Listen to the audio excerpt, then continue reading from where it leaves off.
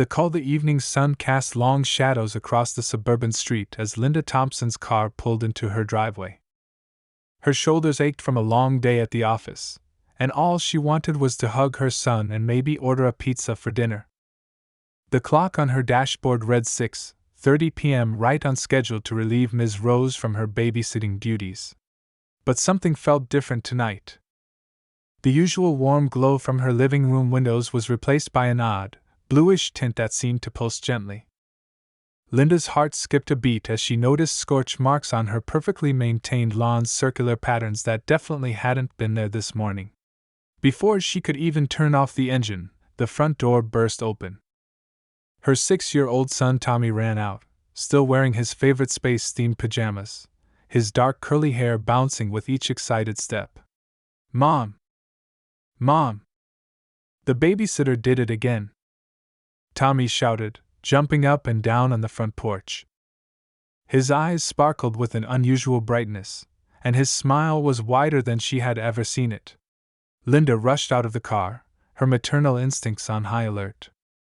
"Tommy, honey, where's Ms. Rose?" She scanned the property, looking for the tall, elegant woman who had been watching her son for the past 3 months. She had to go up. Tommy pointed at the sky, still grinning. "But she showed me the pretty lights first. And the floating balls. And she taught me about the rings around the big planet with the red spot." Linda's blood ran cold. She grabbed Tommy's hand and quickly led him inside the house. Everything looked normal in the living room. Tommy's toys were neatly arranged, his homework was completed on the coffee table, and there was even a plate of half-eaten cookies. But something was off. The air felt charged, like just before a thunderstorm, and there was a faint smell of ozone. "Sweetie, tell me exactly what happened," Linda said, trying to keep her voice steady as she reached for her phone. Tommy bounced on his toes, too excited to stand still. "Ms. Rose was teaching me about space again. But this time, she said I was ready to see something special. She took me to the backyard and made these awesome lights appear in the air. They were all swirly and pretty, like rainbow fireflies. Then she showed me how Jupiter really looks, not like in my books. It was floating right there in the yard, Mom. And I could see all the storms and everything." Linda's hands trembled as she dialed 911. She walked to the kitchen window and looked out at her backyard. The grass was marked with more of those strange circular patterns, and in the center was a perfect spiral about 6 feet wide, the grass completely flattened in a counterclockwise swirl. 911, what's your emergency? Yes, I need to report a missing babysitter, and there's something strange in my backyard. Linda's voice cracked slightly. My son is talking about lights and things that couldn't have happened. I think something's very wrong. Did your son say the babysitter did it again? The operator's voice suddenly became very serious. Linda felt her knees go weak. Yes, how did you know that? Ma'am, please stay inside with your son. Don't touch anything in the backyard. A special response team is already on their way. They've been tracking similar incidents in your area. Tommy tugged at his mother's sleeve. Mom, don't worry. Ms. Rose said she'll come back. She just had to report to the council about how good humans are at learning. She says I'm the best student she's ever had in this whole arm of the galaxy. Linda sank into a kitchen chair, her phone nearly slipping from her grasp. As if to confirm her worst fears, a high-pitched humming sound filled the air, and through the window, she watched as the evening sky briefly rippled like the surface of a pond. The operator's voice came through the phone again. Ma'am, please remain calm. The team will be there in 3 minutes. You're not the only one who's had a visit from Ms. Rose. First contact 3 months earlier, Linda sat at her kitchen table, reviewing applications for a new babysitter. Being a single mother wasn't easy, especially with a bright, energetic child like Tommy. Her stack of potential candidates had grown thin, with most either lacking experience or wanting too much money. Then she found Ms. Rose's application. The paper felt oddly smooth under her fingers as she read through the credentials. Something about the handwriting caught her attention. It was too perfect, each letter exactly the same size and shape. The references were impressive: 5 years with a family in London, 3 years in Tokyo, and most recently, 6 months in Toronto. The doorbell rang exactly at 2 p.m., the time of the interview. Linda opened the door to find a tall woman with perfect posture and amber-colored eyes that seemed to catch the sunlight in unusual ways. Her clothes were simple but somehow didn't quite match, as if someone had learned about human fashion from a book rather than experience. "Hello, Mrs. Thompson." "I'm Rose," she said, her voice carrying an accent Linda couldn't quite place. "I'm here about the babysitting position." Tommy, who usually hid behind Linda when meeting strangers, stepped forward immediately. His eyes went wide with wonder as he stared up at Ms. Rose. "Your eyes look like stars," he said softly. Ms. Rose smiled, and for a moment, Linda could have sworn there was a slight glow around her. "What a perceptive young man," she said, kneeling to Tommy's level. "Would you like to see something amazing?"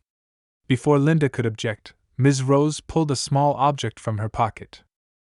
It looked like a marble, but seemed to contain swirling colors that moved on their own. Tommy gasped in delight. "It's a simple toy from my homeland," Ms. Rose explained. "Educational and completely safe, I assure you." The interview proceeded smoothly, too smoothly, Linda would later realize. Ms. Rose had perfect answers for every question. She knew child psychology, first aid, and could help with homework in any subject.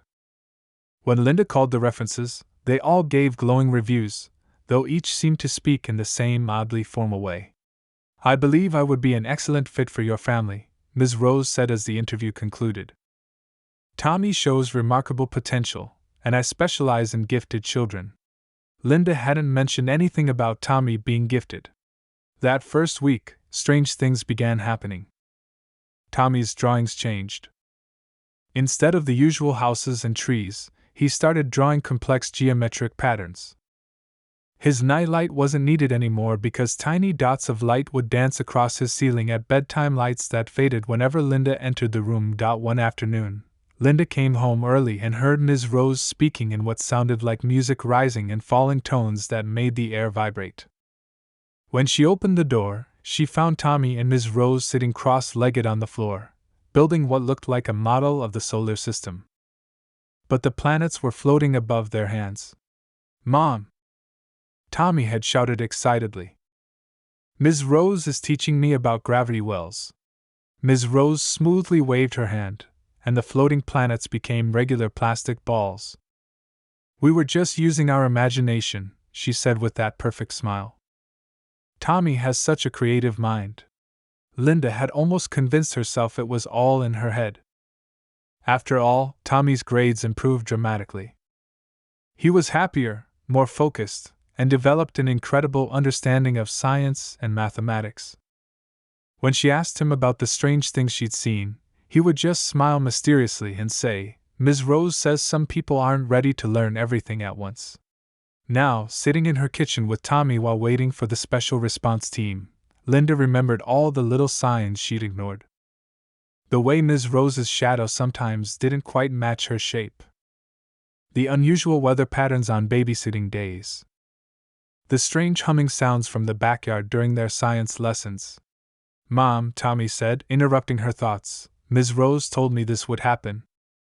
She said when humans are ready to learn the truth, they send teachers. She picked us because you're brave and I'm—" What did she call it? "Oh yeah, quantumly receptive." Outside, black vehicles with tinted windows began pulling up to their house. The investigation, the Thompsons' house, buzzed with activity as FBI agents and scientists moved through every room. Men in dark suits spoke in hushed tones while others in white protective gear swept strange-looking devices across the walls and floors.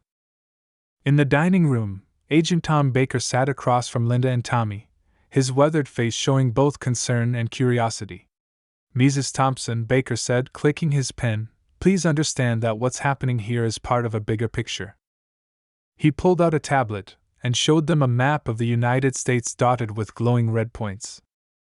Each of these marks represents a similar incident. A babysitter, a tutor, or a teacher showing unusual abilities, then disappearing. Tommy peered at the screen with interest. Those are all Ms. Rose's friends. She told me there were others teaching special kids all over. Baker leaned forward. What else did she tell you, Tommy? Lots of stuff. Like how space isn't really empty, it's full of something called quantum foam. And how humans are really good at understanding big ideas if you teach us young enough. She said grown-ups sometimes have trouble because their brains get too fixed on what they think is real. In the backyard, a scientist called out, "Agent Baker! You need to see this." They all walked outside where the investigation team had set up bright lights around the spiral pattern in the grass. A woman in a lab coat was holding up a device that made clicking sounds. The radiation signature is unlike anything we've seen, she explained, showing Baker some readings. It's not dangerous, but it's definitely not from Earth. And look at this. She pointed to the ground where small, metallic spheres about the size of marbles were scattered in a perfect geometric pattern. Linda gasped. Those look just like the toy Ms. Rose showed Tommy during her interview. Except these aren't toys, the scientist said. There's some kind of data storage devices. We've detected massive amounts of information inside them, but we can't access it yet. The technology is? Well, it's beyond us. Tommy walked over and picked one up before anyone could stop him. The sphere began to glow softly in his hand, and tiny holographic symbols appeared above it. Oh. This is my homework from last week, he said casually. Ms. Rose was teaching me about different numbering systems. See? He pointed to the floating symbols. That's how they write numbers where she's from. It's based on 12 instead of 10 because it's more efficient for space calculations. The adults stared in amazement as Tommy demonstrated what looked like advanced alien mathematics with the ease of a child counting to 10. Inside the house, another agent called them over to look at Tommy's drawings pinned to the wall. What had seemed like simple geometric patterns now revealed themselves to be complex mathematical equations and star charts. One picture showed a detailed map of what appeared to be space lanes crossing through different solar systems. He drew these from memory, Linda explained, her voice shaking. After their astronomy lessons, Baker studied the drawings carefully. Mrs. Thompson, we've seen similar artwork from other children across the country. We believe these visitors are conducting some kind of educational program. They're teaching selected children advanced concepts, preparing them for something. But why? Linda asked, holding Tommy close. Why are children? Because kids aren't scared of new things, Tommy said matter-of-factly. Ms. Rose told me that's humanity's greatest strength. We can learn and adapt better than any other species they've found. She said that's why they're so excited about us. A young agent rushed into the room with a laptop. Sir, you need to see this. We've analyzed the security camera footage from the neighbor's house. The video showed the Thompsons' backyard from earlier that evening. In it, Ms. Rose stood with Tommy, her form seemingly shifting between human and something else, something tall and elegant that seemed to bend light around it. The sky above them rippled, and for a brief moment, the camera caught a glimpse of what looked like a massive shape hovering far above the house. Well, Baker said, closing his notebook, I think it's safe to say this is officially first contact. And it seems they've been preparing us for it one child at a time.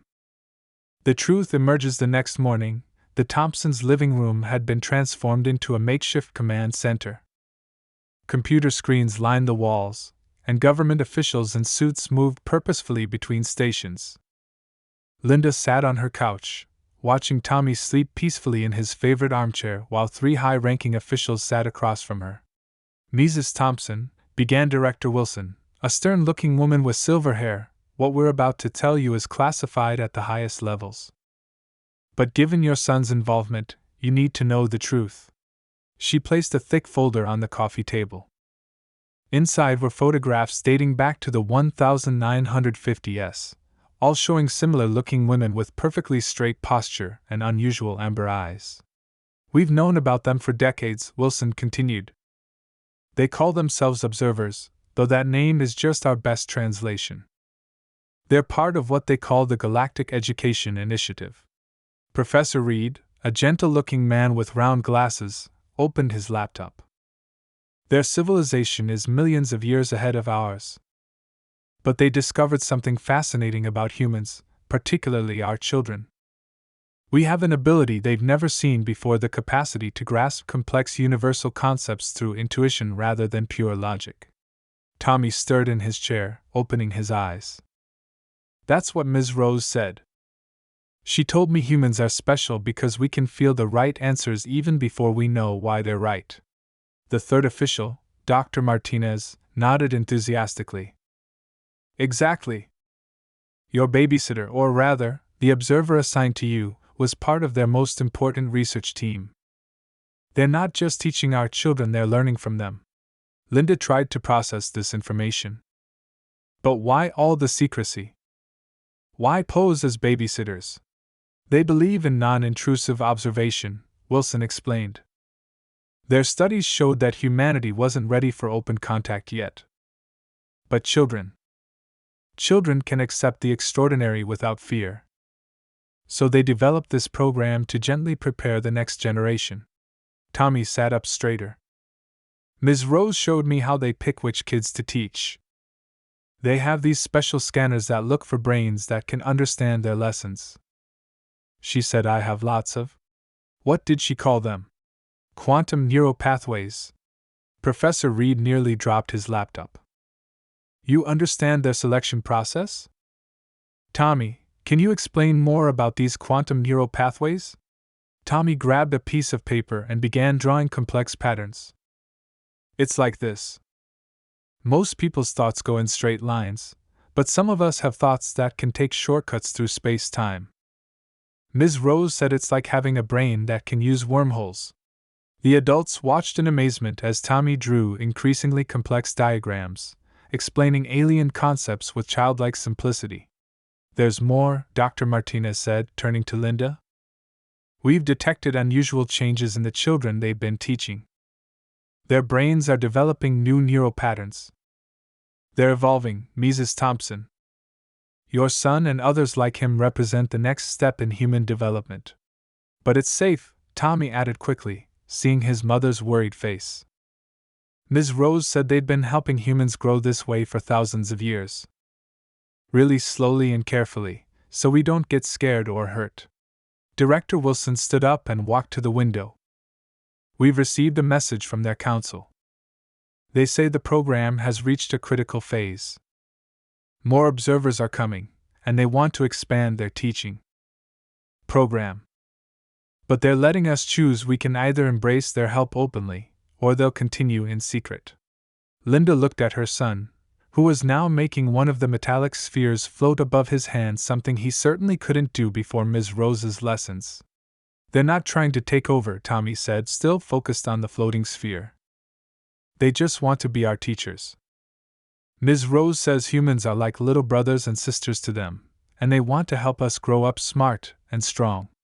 The question is, Professor Reed said gently, are we ready to accept that help?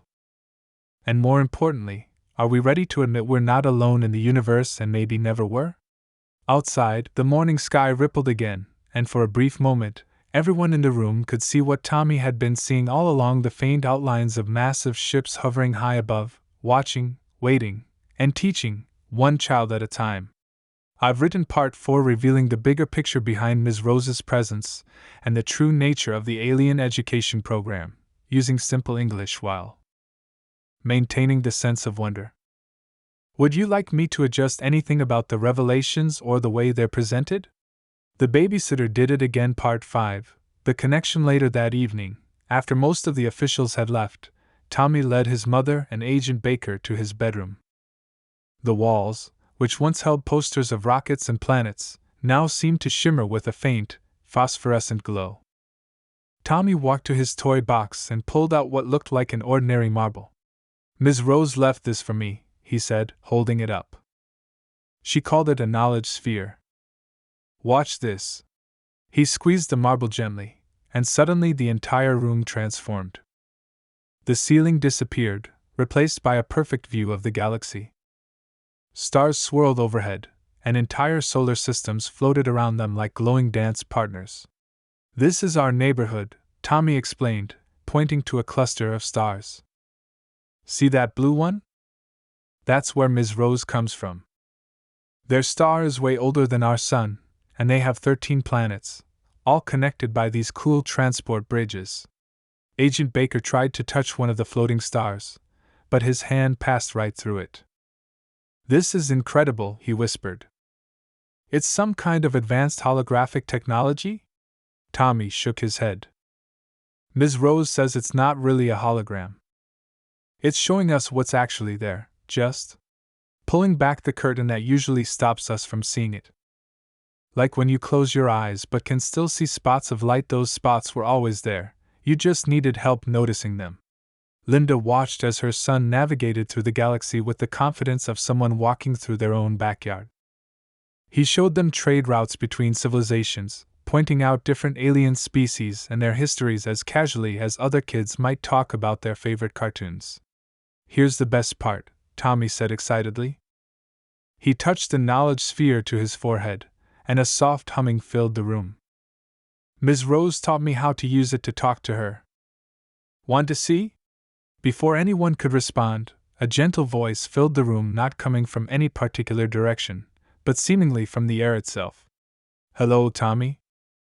I see you're showing them our little gift. Linda gasped. It was Ms. Rose's voice, but somehow different, more musical, with harmonics that made the air vibrate in pleasant ways. Ms. Rose! Tommy beamed. Are you okay? Did the council like your report? A warm laugh echoed through the room. Yes, they were very pleased. Your progress, and that of the other children, has exceeded our highest expectations. Humanity's potential is remarkable. Agent Baker stepped forward. Ms. Rose, I have so many questions. And you'll have answers in time, she replied. But for now, focus on Tommy and the others like him. They are the bridge between our worlds.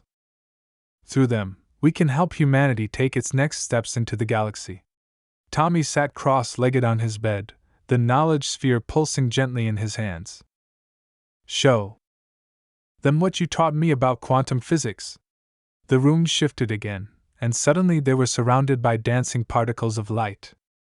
Tommy reached out and grabbed one, molding it like clay. Everything is made of these tiny bits of stuff, he explained. Ms. Rose showed me how they're all connected, like a giant web. Once you can see the web, you can do all sorts of cool things. To demonstrate, he made the particles split into two, then had them dance around each other in complex patterns. It's like a game, he said. The particles want to play with you if you ask them nicely.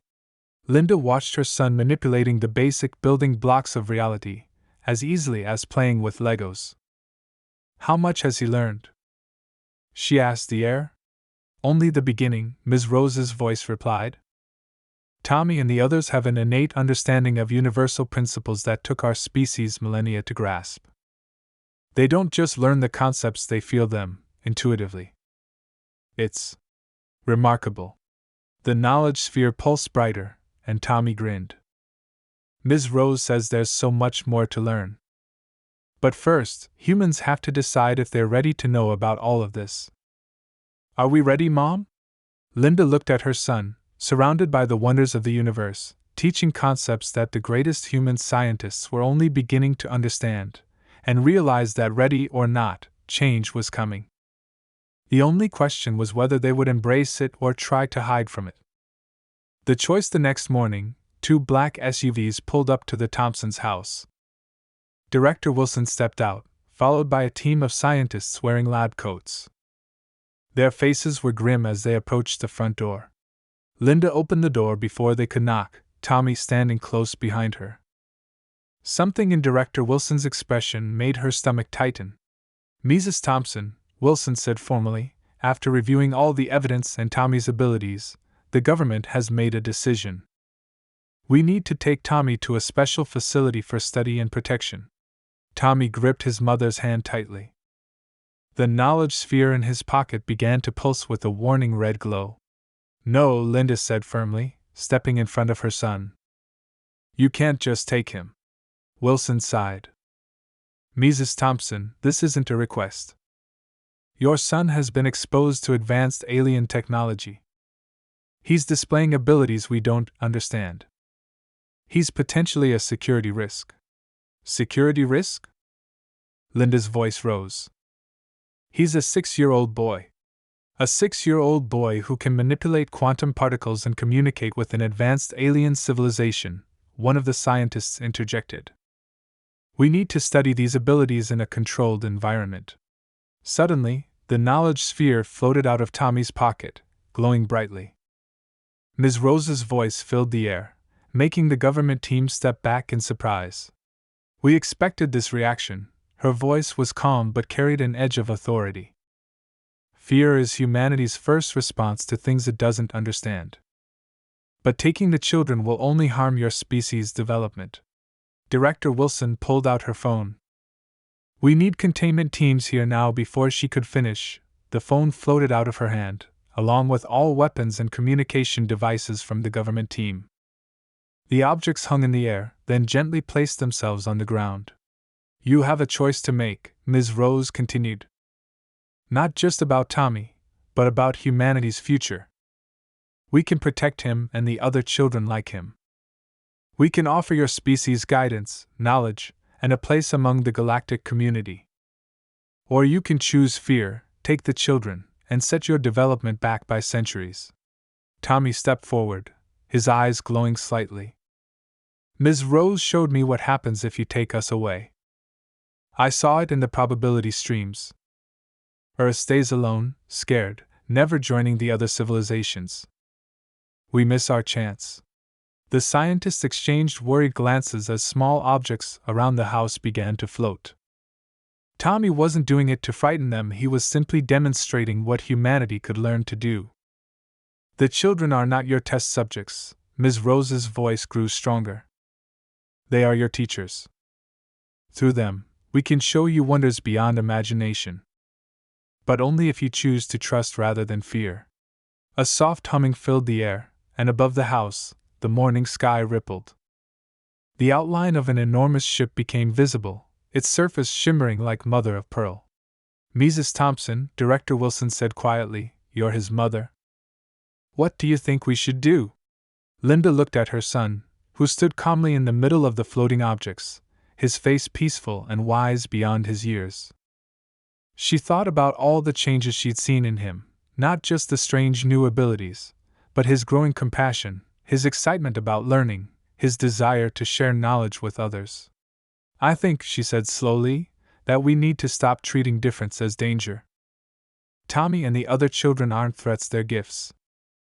They're showing us what humanity can become if we're brave enough to embrace it. The knowledge sphere pulsed with approval, and Ms. Rose's voice returned, softer now. The choice remains yours. But know that if you choose to trust us, to let the children learn and grow naturally, we will protect them and help humanity take its first real steps into the galaxy. Director Wilson looked up at the massive ship, then at Tommy, and finally at her team. In this moment, she wasn't just making a decision about one boy, she was choosing humanity's path forward. The question was, would they choose fear or hope? The Babysitter Did It Again Part 7. The stand. Director Wilson stood in silence for a long moment, looking from the floating knowledge sphere to Tommy, then back to the massive ship hovering above them. Finally, she took a deep breath and pulled out her official badge. As the acting director of special operations, she said formally, I'm making an executive decision. She placed her badge on the ground beside the other floating items. We choose trust. The morning sky lit up with brilliant colors as 3 more ships appeared beside the first one. They were beautiful, not the cold, metal machines of science fiction, but living vessels that seemed to breathe and pulse with their own light. A wise choice, Ms. Rose's voice came from everywhere at once. A soft light appeared in the front yard, and suddenly she was there, but not in her human disguise. Her true form was tall and elegant, with skin that shifted colors like an opal and eyes that held galaxies in them. Now, let us show you what this choice means. More lights appeared around the neighborhood. Other children emerged from their homes, each holding their own knowledge spheres. Tommy ran to greet them, laughing with joy. "We have been teaching 50 children in this city alone," Ms. Rose explained. "Worldwide, there are over 10,000 young ones ready to help guide humanity forward." A small boy from down the street demonstrated by creating a miniature sun that floated above his palm. A girl from across the road showed how she could see through walls by describing exactly how many people were in each house. Every child had different gifts, different pieces of cosmic knowledge to share. Linda watched in amazement as the children gathered in a circle, their knowledge spheres creating a web of light between them. "What are they doing?" she asked. "They're linking their understanding," Ms. Rose explained. "Each child learns different aspects of universal knowledge. Together, they form a complete picture. Watch." The children raised their hands, and above them, a giant hologram appeared. It showed Earth, but not as it could be. Clean cities powered by starlight, vehicles that flew without pollution, people of all kinds working together with beings from other worlds. "This is your potential," Ms. Rose said. "Not just to join us among the stars, but to help lead the way forward. Human children have a unique ability to understand the universe in ways even we cannot. They see connections we miss, possibilities we overlook." News vans began arriving, followed by more government vehicles. But instead of trying to contain the situation, Director Wilson ordered her people to protect the children and help maintain order. "If we're doing this," she said, "we're doing it right. The world needs to see this. They need to understand that we're not alone, and more importantly, that we don't need to be afraid." Tommy turned to the growing crowd of onlookers, his eyes glowing with gentle light. "Ms. Rose says this is just the beginning. There's so much more to learn, so much more to discover. But the best part is, we get to learn it together." The other children nodded in agreement, their faces bright with excitement and purpose. One by one, they began to share what they had learned: cures for diseases, solutions for climate change, ways to end poverty and hunger. Each child was a key to a different lock, each one holding a piece of humanity's better future. Ms. Rose raised her shimmering hand, and the ships above began to descend slowly. "Your protectors have arrived," she announced. "They will help ensure a peaceful transition as we begin the open phase of our teaching." Linda felt tears in her eyes as she watched her son, now at the center of something world-changing. He wasn't just her little boy anymore, he was one of humanity's first true bridges to the stars. "Mom!" Tommy called out, waving her over. "Come meet my friends. We want to show you what we're going to build together." As Linda walked toward the circle of children, she realized that this wasn't an ending, it was a beginning. Humanity had finally decided to grow up, to face the universe not with fear but with wonder, guided by the wisdom of their own children. New Horizons. 6 months had passed since the day humanity learned they weren't alone in the universe. The Thompsons' neighborhood had changed dramatically. Their street was now home to the First Earth Galactic Educational Center, a beautiful building that seemed to grow from the ground like a crystal garden. Tommy sat in what used to be his backyard, now a learning garden filled with strange and wonderful plants from across the galaxy. He was teaching a group of adult scientists, doctors, and world leaders about quantum mathematics. At 7 years old, he had become one of Earth's most important teachers. "You see," he explained, making complex equations float in the air, "it's like playing music. The universe has its own song, and once you learn to hear it, the math just makes sense." Ms. Rose stood nearby in her true form, watching with pride. She was no longer just Tommy's babysitter but Earth's official liaison to the Galactic Council. Other observers had also revealed themselves, each one helping to guide humanity's first steps into a larger universe. Linda walked through the garden, still amazed by how much had changed. The fear and chaos of those first few weeks had given way to hope and excitement. Countries that once pointed weapons at each other now worked together, united by the children's teachings and the promise of a better future. Mrs. Thompson called out Dr. Martinez, who had become the head of the new Global Education Initiative. "You won't believe what we discovered today. The children showed us how to use sound waves to clean polluted water. We've already started building treatment plants in Africa. Every day brought new wonders." The knowledge spheres had been distributed to schools around the world, helping identify more children with special abilities. Some could speak with plants, others could see energy fields, and a few, like Tommy, could understand the deepest secrets of space and time. "Mom!" Tommy called out excitedly. "Watch this." He and 3 other children joined hands, their knowledge spheres glowing in harmony. Above them, a small portion of space seemed to fold in on itself, creating a tiny, stable wormhole. "We figured out how to make shortcuts through space. Ms. Rose says we're the first ones to do it this way." The alien teachers watched in amazement as their human students began discovering things they had never thought possible. The children's unique way of seeing the universe, their ability to think in ways that defied conventional logic, was opening new doors of understanding. "Your species continues to surprise us," Ms. Rose said to Linda, her color-shifting skin reflecting her joy. "We thought we would be the teachers, but we find ourselves learning just as much from you." In the sky above, construction had begun on Earth's first orbital academy. Ships from dozens of alien civilizations came and went, bringing knowledge, technology, and hope. But more importantly, they brought friendship and the promise of a future where humanity would take its place among the stars. Tommy ran up to his mother, his eyes sparkling with excitement. "Mom! The council just approved my idea. We're going to build special schools all over Earth, where kids can teach grown-ups about the universe. And the best part is, every student gets to visit other planets as part of their learning." Linda hugged her son tightly. "I'm so proud of you, sweetheart. But tell me truthfully, do you ever miss just being a regular kid?" Tommy laughed, making small stars dance around them. "But Mom, this is way more fun than being regular. Besides, I still play games and watch cartoons. I just also help solve quantum physics problems and teach people about space travel." As the sun set, the learning garden lit up with bioluminescent plants from distant worlds.